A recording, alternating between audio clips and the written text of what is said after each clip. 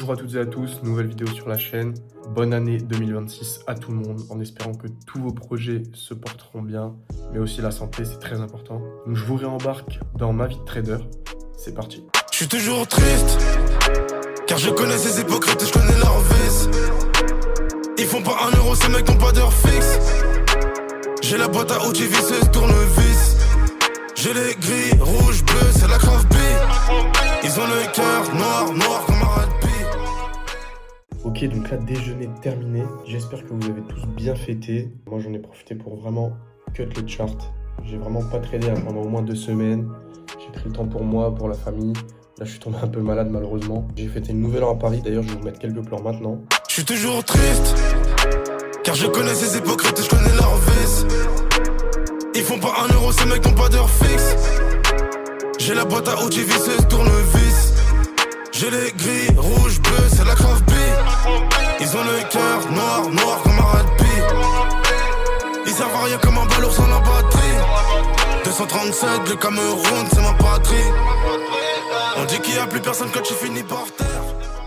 Donc voilà, comme vous avez vu, j'ai bien profité. Maintenant, c'est bien beau, mais il y a du taf. Les objectifs de 2026 sont notés pour ma part et il va falloir bosser pour les réaliser.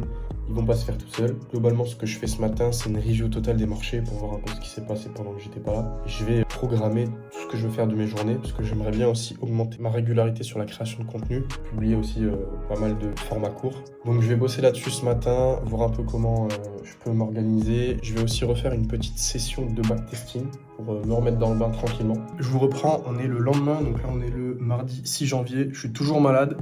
Mais j'ai une bonne nouvelle. Donc, en effet, il y a eu un beau petit setup sur le gold de ce matin que j'ai malheureusement oublié de vous rec. J'avoue que pas encore dans mon habitude de vlog, donc mais bon, là il a TP, donc je me suis dit que ça pouvait être sympa de vous montrer. Je vais vous faire une petite review de l'analyse et du coup je vous montre directement que ça me refait un beau petit payout désécurisé sur le 50K et je vais faire cette demande maintenant. Je vous montre bien la preuve. Donc là on a bien le total de profit avec les profits split et tout. On arrive du coup sur un total de 798 $.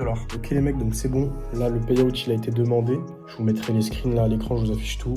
Le mail qui prouve, oui le MT5 tout. Et sinon on part sur l'analyse. Pourquoi j'ai pris un achat sur le gold? Donc comme on peut voir en daily, on a eu cet ATH en fait le 26 décembre.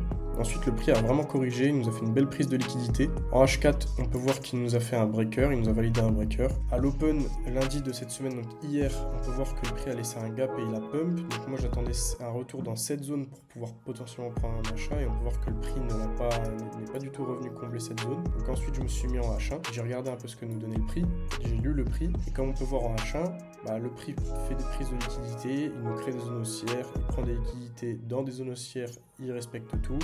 Donc en fait j'ai attendu de voir ce qu'on avait aujourd'hui et on peut voir que suite à l'accumulation qu'on a eu de la London, le prix a manipulé, il nous a pris la liquidité, il nous a fait une FVG baissière, une FVG haussière, ce qui nous fait une forte zone de support, plus le Previous Daily High, plus le Daily Open. Donc j'ai pris un buy directement sur le BPR et voilà un peu le résultat. Donc si vous voulez voir un M15, ça donne ça. Là, on est vendredi 9, je vous reprends quelques jours après ma demande de payout. Tout simplement, j'avais pas grand chose à vous filmer, je vous avoue, j'ai pas fait grand chose d'intéressant, si ce n'est bosser quoi, et attendre mes setups, faire ma vie. J'ai pas pris de trade. Aujourd'hui, c'est NFP, donc j'attends 14h30 avant de pouvoir voir s'il y a un potentiel setup, mais à mon avis, c'est fin de semaine. Je reprends la caméra parce que je voulais vous parler à propos d'un sujet. J'ai quelqu'un qui, suite à mes vidéos, est venu me contacter en DM sur Insta et voulait savoir comment c'était possible d'être rentable si on n'avait pas les mêmes visions de marché. Et en fait, je lui ai expliqué que c'est pas en soi la stratégie, le concept ou même la vision qui fait la rentabilité, c'est surtout la psychologie. Pour moi, quelqu'un qui va trader les patterns, donc simplement des trendlines, des triangles, je sais pas quoi, des cassures, cette personne peut être rentable sur le long terme, selon moi. Ça dépend simplement de son management et sa psychologie. Donc, peu importe ce que vous allez trader, si vous préférez trader avec des indicateurs, si vous préférez trader l'order flow, les patterns, ICT, j'entends même les SMC, tout ça c'est des concepts en fait qui fonctionnent. Il y en a même qui se ressemblent énormément. Je pense à SMC, ICT, en soi c'est que des appellations. Les choses tradées sont les mêmes, c'est juste vu d'une autre manière. En soi, le plus gros travail que vous devez faire, c'est la psycho. Et c'est là qu'on en est venu à ces data en backtesting. Je lui ai demandé s'il avait déjà backtesté tout ça.